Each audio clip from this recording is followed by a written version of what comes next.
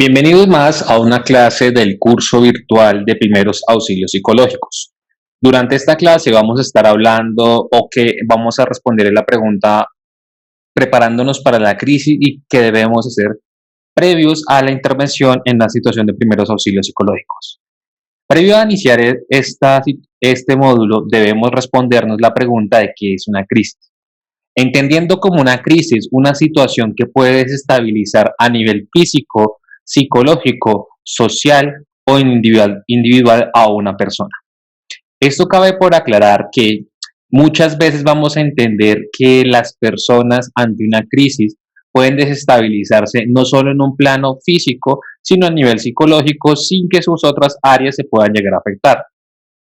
Un ejemplo, ante una situación de crisis, podemos hablar de, por ejemplo, la pérdida de un familiar, la pérdida de un trabajo, la pérdida de una mascota, el notificar a una persona que un familiar tiene una enfermedad crónica o grave, puede ser también situaciones de crisis.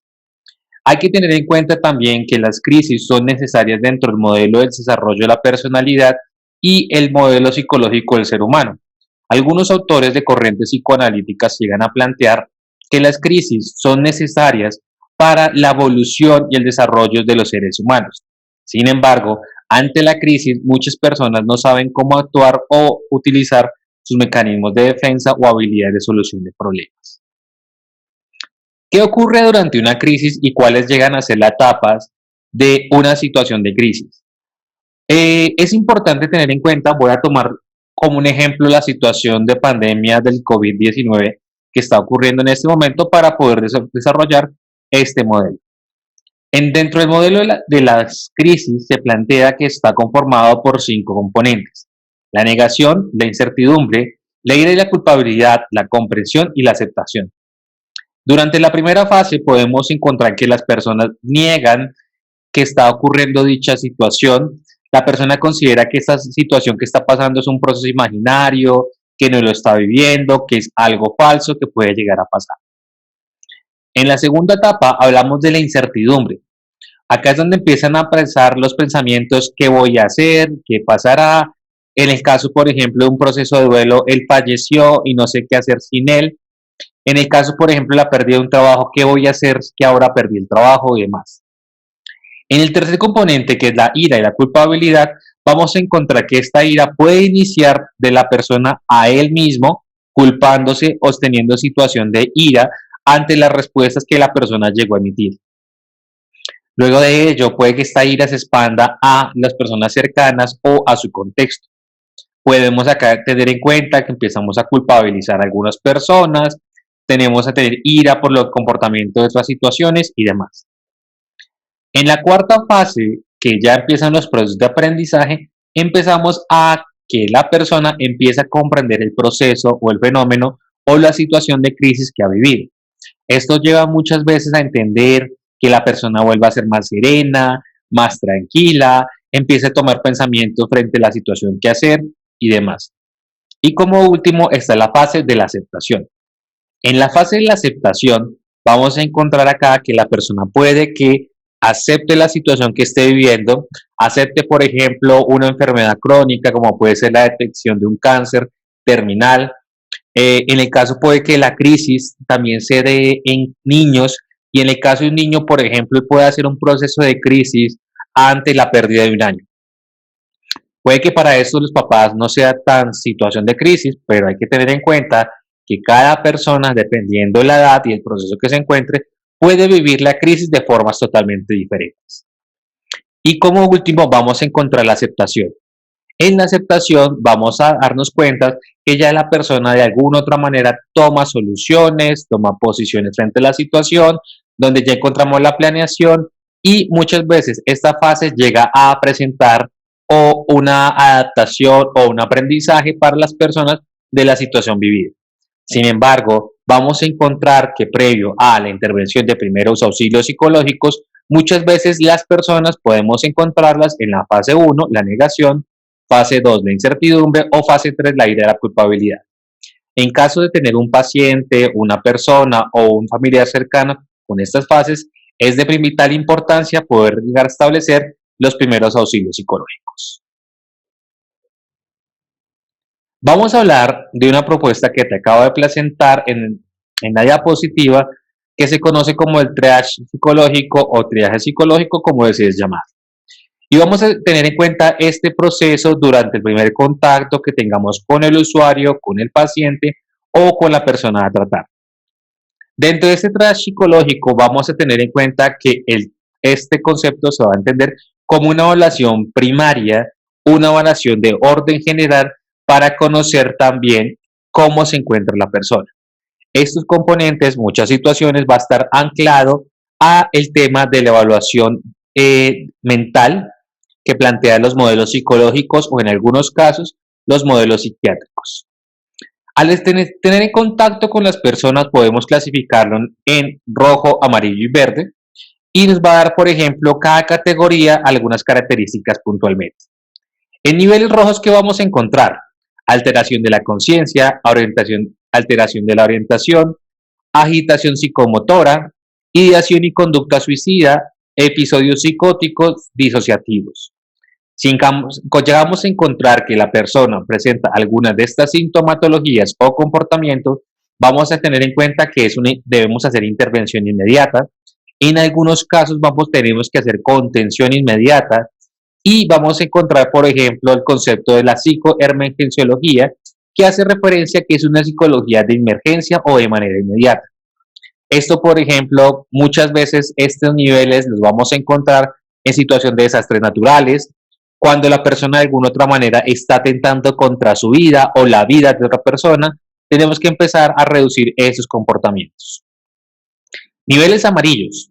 En los niveles amarillos vamos a encontrar conductas como la inhibición psicomotriz, el mutismo, el estupor, la bradicardia, la taquicardia, la disminución parcial de la atención y la memoria, la alteración cognitiva y emocional, la auto o heteroagresión, las pérdidas personales o materiales. Acá se plantea que debemos seguir realizando psicología de emergencia o psicoemergenciología. Los niveles de intervención son en niveles de tiempo moderado y el riesgo frente a la vida van a ser niveles medios. Hay que hacer una salvedad sobre el nivel amarillo y es que no importa que sea un nivel amarillo, no podemos confiarnos. Te daré un ejemplo. Puede que la persona pueda pasar en esa situación o en esos momentos de crisis niveles amarillos a niveles rojos. ¿Qué significa esto?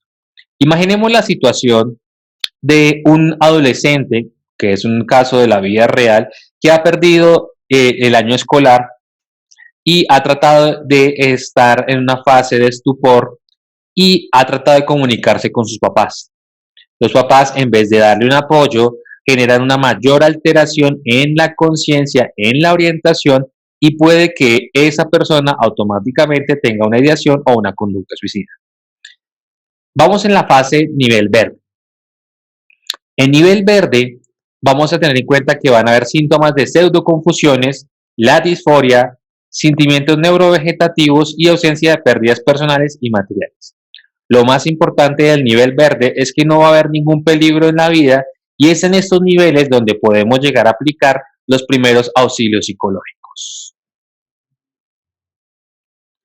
Al hablar del triage psicológico, también conocido como el examen mental, hay que tener en cuenta y podemos capacitar a otras personas para que puedan identificar algunos componentes. La primera ayuda que se recomienda es que se haga a un proceso de autoevaluación. Sin embargo, en situaciones de crisis, puede que la persona automáticamente anule ese comportamiento. Lo segundo que debemos realizar es buscar un lugar seguro y tranquilo para poder establecer un contacto inicial con las personas. En ese orden de ideas, vamos a también tener en cuenta lo que son los niveles de empatía, de catarsis y de qué recursos que cuenta la persona para poder emitir su plan de acción frente a la situación de crisis. Unido a este concepto de plan de acción es donde debemos verificar si luego de la estabilización emocional la persona necesita ya terapia psicológica, que lo vamos a conocer como intervenciones de segundo orden, lo vamos a ver más adelante, o también vamos a encontrar que puede que necesite ir a un médico profesional para un proceso que esté viviendo la persona. Ahora sí, vamos a empezar a hablar de los primeros pasos frente a los primeros auxilios psicológicos y tener en cuenta algunos componentes que te pueden ayudar para aplicar los primeros auxilios. Hay que aclarar lo siguiente. Podemos encontrar que no en todas las situaciones de crisis tendremos que aplicar todos los pasos, sino tendrás que evaluar, dependiendo de la situación, qué pauta vamos a aplicar en todo este proceso. En el primer componente vamos a tener en cuenta de que debemos prepararnos para proveer los primeros auxilios psicológicos. Y esto lo vamos a ver en 6 niveles. Primero, debemos conocer el entorno. Es diferente los entornos, por ejemplo, en una situación de desastres naturales a una situación de pérdida de un familiar en un contexto hospitalario, en un contexto escolar o en un contexto como puede ser la empresa en una situación de despidos. Lo segundo, vamos a proveer los servicios de orden terapéutico. Este paso es recomendado que solo se pueda llegar a aplicar los servicios psicológicos o servicios de salud mental profesionales de salud mental. Sin embargo, hay que caber en cuenta que los primeros auxilios psicológicos los puede llegar a aplicar cualquier persona mientras esté capacitada dicha persona. Tercero, en situaciones de crisis y sobre todo de causas que puedan causar crisis a nivel general o en grupos, podemos llegar a trabajar en grupos siempre y cuando podamos tener manejo del grupo y una estabilización emocional del mismo. Cuarto, no podemos olvidar que somos seres humanos y algunas situaciones nos van a afectar. Por ende, yo te invito a que te evalúes qué componentes en algunas situaciones pueden llegar a desestabilizarte al momento de hablar o conocer y demás. Voy a darte un ejemplo. Algunos profesionales, sobre todo en el gremio de mujeres, no les gusta trabajar situaciones de crisis con menores o con niños. Otros grupos, por ejemplo, no prefieren trabajar con tercera edad, otros exactamente con eh, adultos o adolescentes jóvenes y puede que al trabajar con estos grupos le genere una desestabilización y no ofrezca sus mejores habilidades empáticas a todo el proceso. Un quinto paso es ser sensitivo a la cultura y la diversidad. Algo tan sencillo como un árbol, algo tan sencillo como lo que es una decoración dentro de un jardín infantil, la cultura o los grados de comunicación dentro de una empresa, puede que al perder dichas comunicaciones, al perder dicho contexto o al perder hasta el contexto del árbol, sea algo sensitivo para la comunidad. Por ende, es importante que tengas en cuenta que no podemos llegar a juzgar a la persona ni a realizar juicios de valor frente a la situación. Al igual con el componente de la diversidad, no solo a nivel ambiental, sino también puede ser a nivel de identidad. Vamos a encontrar que en la actualidad cada vez es más común encontrar una alta diversidad de identidad de género y demás aspectos en este caso. Sexto, esté atento a las necesidades de la población en riesgo. Lo más importante en previo a la aplicación de los primeros auxilios psicológicos es garantizar y proteger la vida humana. Por ende, podemos encontrar que previo a aplicar los primeros auxilios psicológicos, la persona necesite tomar un vaso de agua, la persona necesite sentirse en un lugar seguro, previo a que tú puedas realizar los primeros auxilios psicológicos. En segundo módulo, vamos a tener en cuenta el contacto y acercamiento. Es de vital importancia que nos presentemos a sí mismos y preguntar sobre las necesidades inmediatas. Te daré un ejemplo. En una situación de desastres naturales en Colombia, muchas veces vamos a encontrar poblaciones vulnerables como puede ser la población infantil y la población adulto mayor. Voy a darte dos ejemplos. En el caso, imaginemos a un niño de 6 años que se llama Pablo. Pablo puede que al momento de presentarnos le digamos lo siguiente. Hola, Pablo, soy Fernando, soy el psicólogo que te va a estar acompañando en dicha situación o que quiere escucharte cómo te encuentras. Con este concepto ya Pablo automáticamente sabrá a quién referirse y quién soy yo y en el caso que yo represente alguna identidad puedo mencionarme. Un ejemplo que te daré para esta situación. Hola, Pablo, soy el psicólogo y represento a la unidad de cuidados intensivos o la unidad de salud mental de Centro Íntegra. Vamos a tener en cuenta las necesidades inmediatas. Ejemplo número 2. Vamos a llamar ahora a este niño, lo vamos a llamar Alfonso. Alfonso nos cuenta que luego de la presentación, su primera necesidad inmediata es encontrar a su perro. Puede que si tenemos un tercer niño, vamos a encontrar que ya Pedro me plantee que, si ejemplo, la situación inmediata es encontrar a sus papás. En las tres situaciones podemos encontrar que las necesidades inmediatas son de primera importancia, evaluar y conocer cuáles son, previo a poder dedicar, aplicar y verificar la importancia de los primeros auxilios psicológicos. Lo segundo es el grado de confidencialidad. No lo olvides que el grado de confidencialidad va a estar determinado siempre y cuando no coloque la vida propia o la vida de un tercero en juego. Partiendo de estas dos condiciones, que no se vaya a hacer daño a sí mismo o a un tercero, podemos garantizar algunos grados de confidencialidad a nuestro usuario o paciente de los primeros auxilios. Dentro del módulo de seguridad y alivio hay que tener en cuenta, como te venía mencionando anteriormente, garantizar la seguridad física inmediata. Te doy un ejemplo. Si estamos en una situación, ejemplo, como un incendio de una casa, y estamos cerca del contexto del incendio, puede que estemos colocando en riesgo nuestra propia vida y la vida de un tercero. En esos órdenes de ideas deberíamos retirarnos de la situación del incendio, garantizar un lugar tranquilo, seguro para los dos al momento de proveer. Segundo, vamos a proveer la información sobre las actividades y servicios de una respuesta ante un desastre. En caso que llegases a trabajar en situaciones de desastres naturales o en situaciones como son contextos hospitalarios, es de vital importancia que conozcas las rutas de atención. Te daré un ejemplo.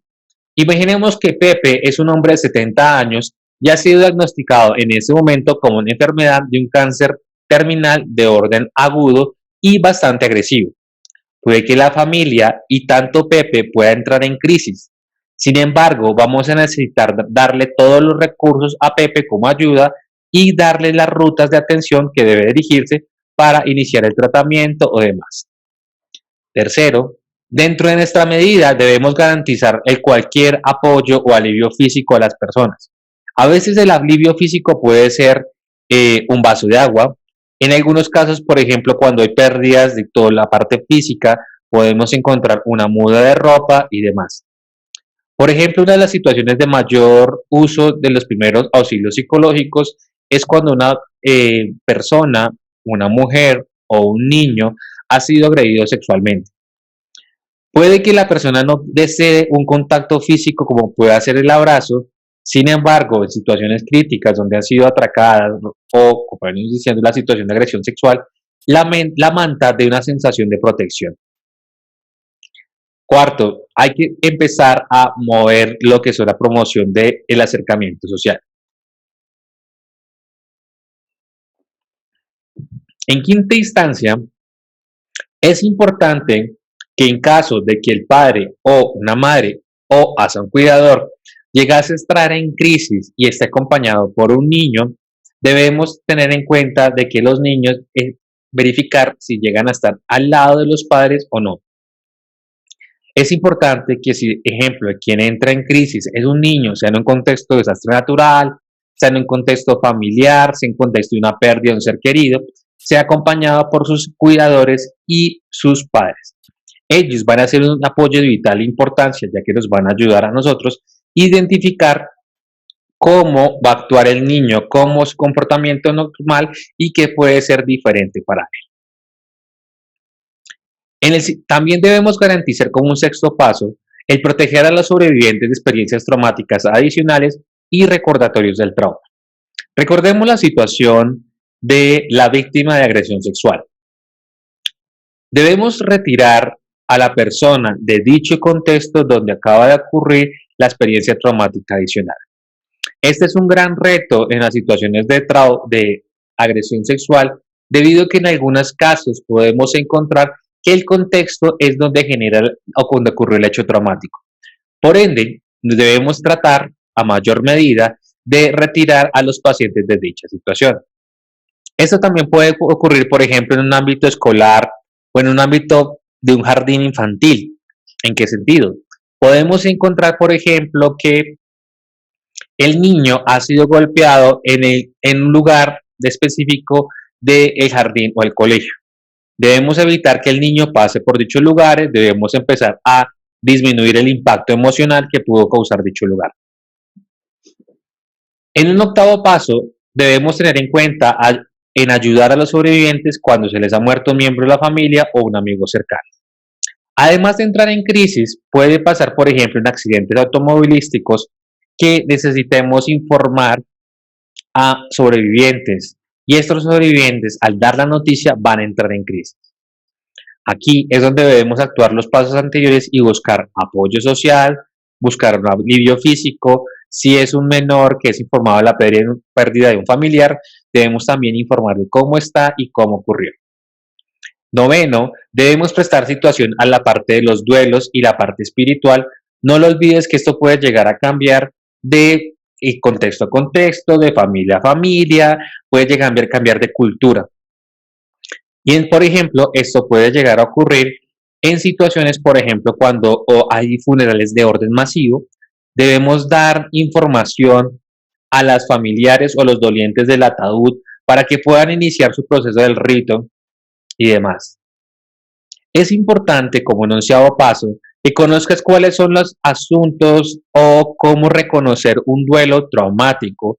Te invito a que participes o busques los videos referentes a duelo en nuestro canal de YouTube, donde muchas veces vamos también a hablar del duelo traumático que presenta unas características puntuales.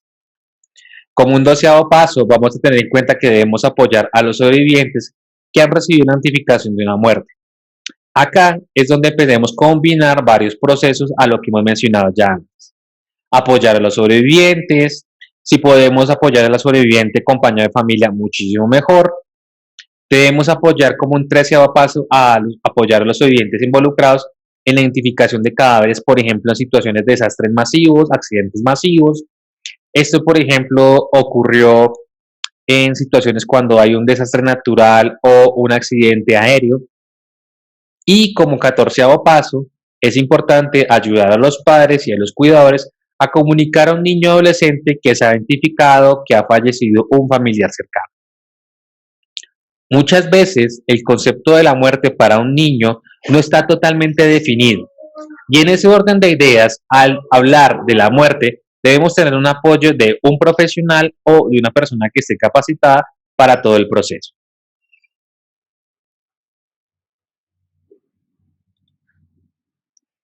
En el módulo de la estabilización, ¿qué debemos realizar? Vamos a realizar 3 pasos.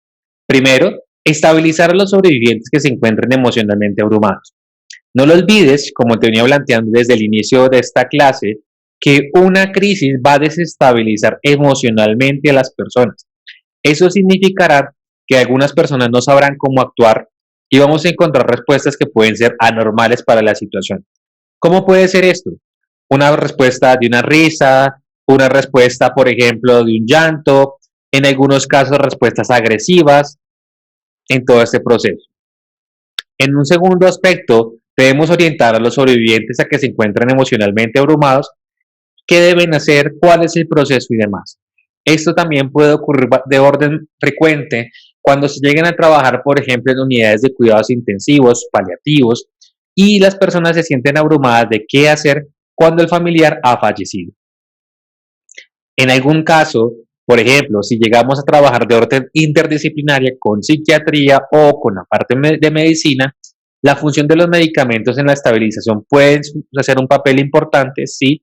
Sin embargo, debemos tener en cuenta que esto es una medida a corto plazo, sin que se realice a largo plazo la dependencia a los medicamentos. Otro módulo que vamos a hacer, que en este caso será el 4º módulo, vamos a tener en cuenta la recopilación de información de necesidades, preocupaciones de orden actual.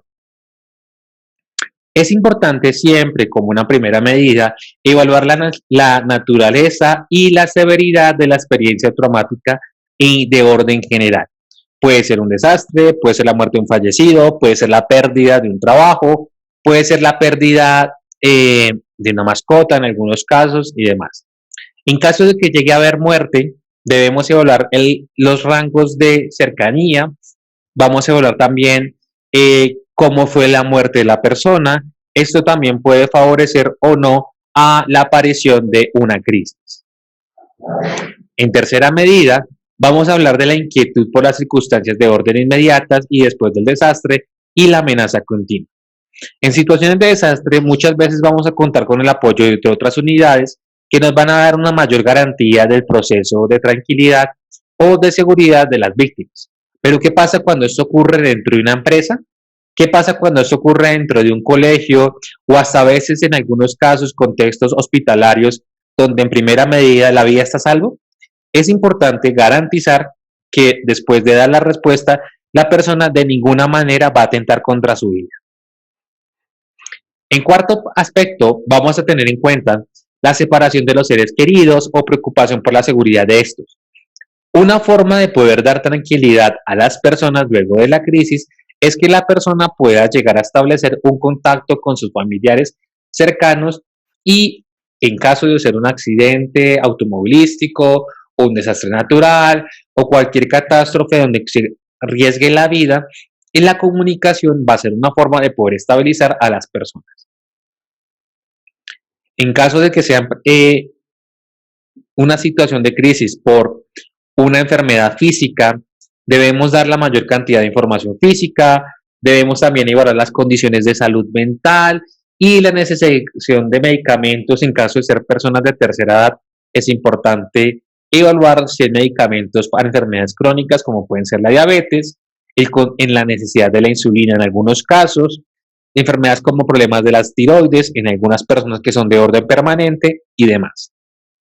En el sexto paso vamos a evaluar las pérdidas que pueden ser referentes a un hogar, a una escuela, a un vecindario, a un negocio de la familiar, a una propiedad, a mascotas o a pérdidas abstractas como puede ser un trabajo, una relación con una persona. Y eso es importante aclarar que en algunas situaciones vamos a realizar primeros auxilios psicológicos ante situaciones afectivas.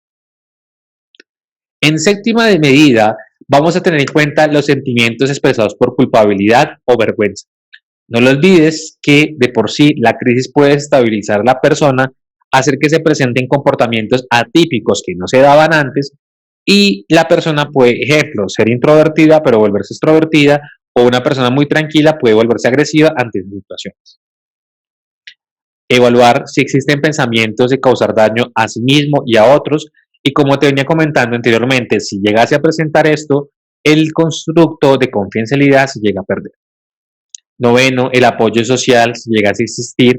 Si no, debemos en algunos casos enrutar a las personas para ver si cuentan con algún tipo de apoyo social. En décima parte, vamos a evaluar si existió consumo de alcohol o drogas previo a la situación. Muchas veces hemos encontrado una alta relación que las personas que han consumido de manera frecuente o constante lo que es alcohol y drogas, antes si la situación de pérdida vuelve a presentarse dicha problemática. Como un onceavo paso, vamos a evaluar la experiencia previa al trauma y sobre todo, por ejemplo, si la persona ha contado con recursos de orden de resolución de problemas, habilidades de solución de problemas, un poco el componente de la inteligencia emocional, que es importante enfatizarla, y como un doceavo y último paso, las inquietudes específicas que puedan tener los jóvenes, adultos, la familia, acerca del impacto y lo más importante de cómo pueden afectar su vida. Por ejemplo, podemos encontrar que una situación traumática para un adolescente sea la pérdida de una pierna. Lastimosamente en Colombia ocurren muchas situaciones como es el manejo de ácidos y automáticamente el autoconcepto que tengo puede llegar a cambiar de sí mismo. En la parte de asistencia práctica como quinto módulo, hay que tener en cuenta que vamos a ofrecer, hay que tener una alta creatividad si vamos a trabajar con niños y adolescentes. Vamos a tener en cuenta si hay necesidades de orden inmediatas, hay que aclarar cuáles son las necesidades y hay que crear conjuntamente en su mayoría con la persona un plan de acción. Como quinto, hay que atender la necesidad y como sexto y último paso dentro de este proceso, hay que unir o activar las conexiones de apoyo sociales. Un tip que te doy en todo el proceso es que previo a iniciar un proceso psicológico o terapéutico con una persona, lo más recomendable es que en consentimiento informado exista un familiar o una persona de emergencia. Podemos encontrar que a veces podemos llevar a una persona a crisis frente al relato que nos está comentando en una experiencia traumática en intervenciones terapéuticas. Hay que mejorar el acceso a las personas de apoyo primario, tanto de la familia que otros seres queridos. Hay que hablar de proporcionar el apoyo y hay que moderar el apoyo en estas partes. Bueno, hemos llegado al final de esta clase. Espero todas tus preguntas, dudas e inquietudes en el foro de la semana y nos veremos en una próxima clase. Hasta pronto.